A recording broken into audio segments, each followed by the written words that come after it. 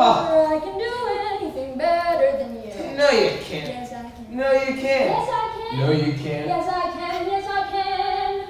Anything you can be, I can be greater. Sooner or later, I'm greater than you. No, you're not. Yes, I am. No, you're not. Yes, I am. No, you're not. Yes, I am. Yes, I am. I can shoot a partridge with a single cartridge. I can hit a sparrow with the bow and arrow. I can live on bread and cheese. And only on that? Sure. So can a rat. Well, I bet any speech you could say, I could say better. We'll see about that. Hello, I'm Catherine Hamilton. And I'm Noah Simmons. We're both in the 7th grade, and we're what you could call best friends. The little act we just performed is a little skit that basically displays our friendship. We performed this skit last year at the Junior Thespian Festival. And we're here today to tell you about our time at St. Joe's. Or more specifically, our time last year in the 6th grade academy.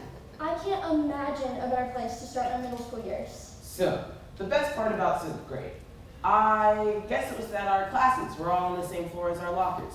And that helped to make us all closer friends. No, that's not how I make friends. I make friends by the group projects that helped us all connect. Okay, well, another great part about 6th grade was how the teachers collaborated so that we always had fun activities to do. No, the best part about the teachers collaborating was that they would coordinate our schedules so there was not an overload of work. Let's find something we can agree on.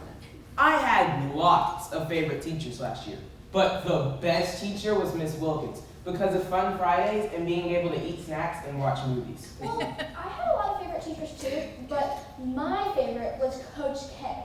His Socratic seminars when you would sit in a circle, drink hot chocolate, and discuss the topic were amazing. Okay, can we at least agree that we both like single-gender classes? Yes, I think we can agree on that.